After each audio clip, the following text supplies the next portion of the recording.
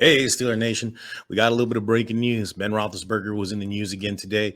He sat down with Ron Cook of the Pittsburgh Post-Gazette, and they had a little bit of a tell-all article released today, referencing his stellar career and also his departure of the Pittsburgh Steelers, and maybe perhaps a little bit of disgruntledness with the Pittsburgh Steelers.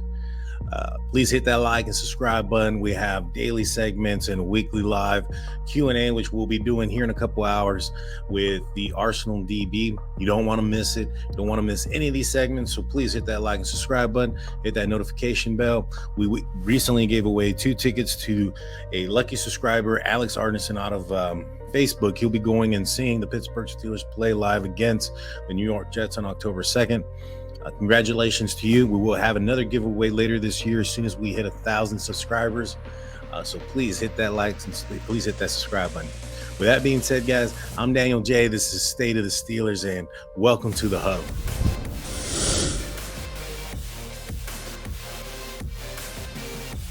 So Big Ben's in the news again.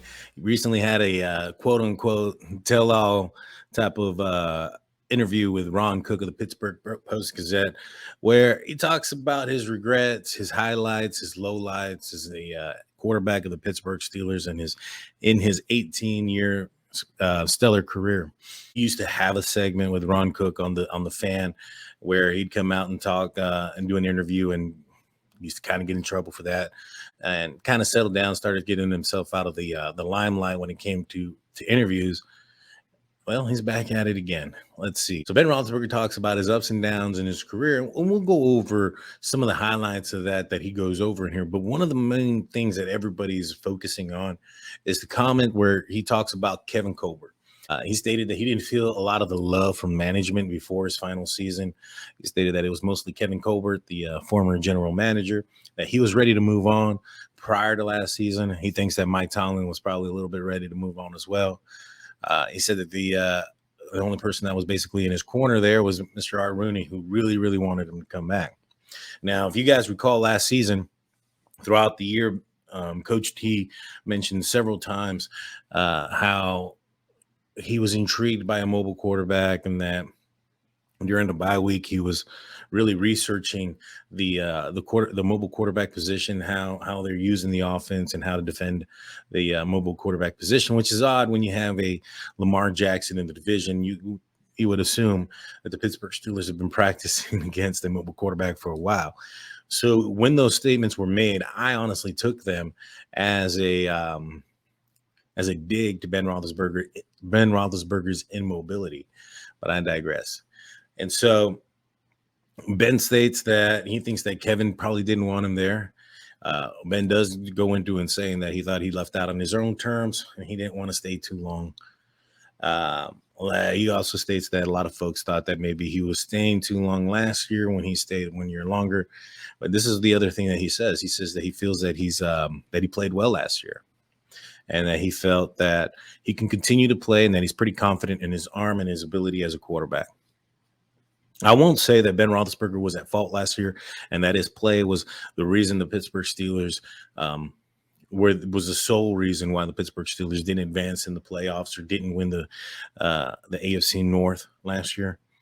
I will say that in combination with a rookie offensive line coach and an inexperienced offensive line without the ability to grow and be a cohesive unit throughout the offseason spelled for disaster. Now, you can kind of cover up some issues if you have, perhaps a stellar offensive line that can cover up the rookie O-line coach and the inability of the mobile quarterback.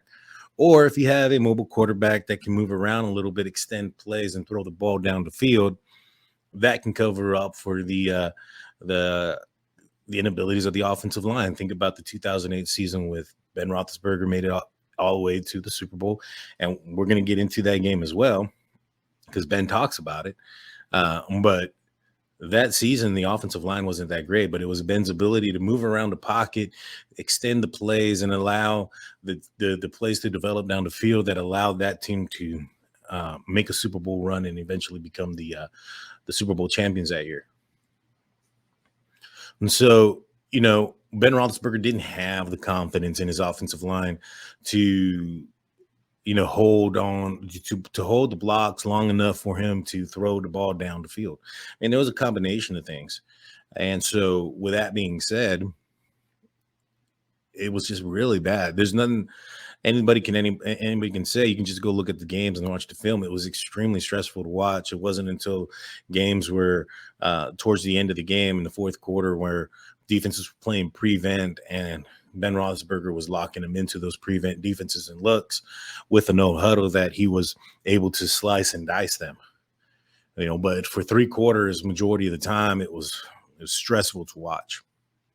And so, Ben Roethlisberger goes on to say that he feels that, he might be standing on a soapbox, but that the league went from a team first mentality to a me first mentality with, and he's taking a dig at the receivers of the Pittsburgh Steelers when he states that now you have players that are more their brand and their style and their personal, image out there is more important than the football team in the game. That it's kind of gotten away from what he felt uh, that the league was when he entered into the league, 18 years ago.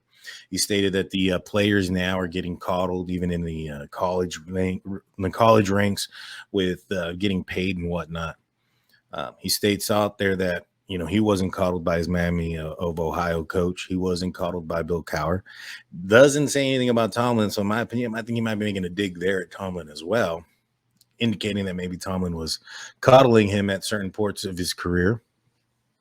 And so I guess with reports earlier in the offseason that Ben Roethlisberger wasn't too pleased or was disgruntled, may be real, may be true. But at the end of the day, the organization in the NFL, like Ben Roethlisberger was saying, was making a transition.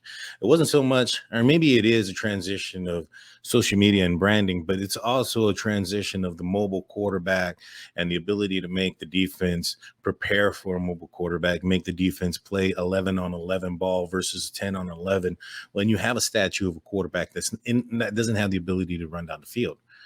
And so it's fairly clear with that statement that he's a little bit disgruntled. And I think Ben Roethlisberger's disgruntled in a lot of senses. He goes in and talks about the Super Bowl and with the throw to Santonio Holmes.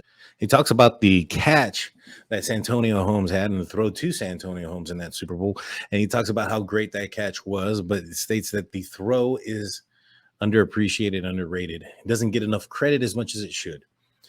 I personally believe that in that Super Bowl that Ben Roethlisberger was snubbed as the MVP. I believe that, um, offensively, Ben was the reason why the Pittsburgh Steelers won. You can't take anything away from James Harrison's interception return before the end of the half, and just what the defense had done, not just in that game, but throughout the entire season. In that game, Ben you have to realize the start of that drive that ended up with Santonio Holmes in the end zone started with a holding penalty that drove him back 10 yards. It's one of those drives where it should be given more credit. And I believe that Ben Roethlisberger is right that he was snubbed for that. But you can tell that he is, earlier was on a quote unquote soapbox about it being a me team or me mentality now from the players that are participating in the league now versus when he was in the league and there was a team. He's still upset with not getting the MVP in that situation. And then that sounds to me that he had that me mentality as well. That's just what I'm thinking about. Now, Ben Roethlisberger talks about, what could have been against, the Green Bay Packers and that being one of his biggest regrets. Mike Florio came out with a segment referencing this article and stated that he was reminded, and he comes up with a great point, that he was reminded in that after that Super Bowl loss, that it was rumored that because of that MVP snub in the 2008 season, that Arians was trying to get Ben Roethlisberger the MVP by highlighting him and thus kind of taking away from the game plan that got them to the Super Bowl and kind of put them in a position early that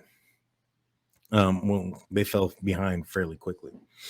And so he also states that's the reasoning why that Bruce Arians was forced to retire after that season, that it was due to the closeliness between himself and Roethlisberger.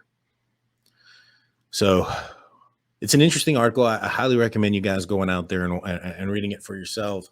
The undertone behind it is definitely one that he is not pleased with Mike Tomlin nor Kevin Colbert. Doesn't sound like he's unpleased with the fans of the Pittsburgh Steelers or the team itself. Is just going to be probably the front office.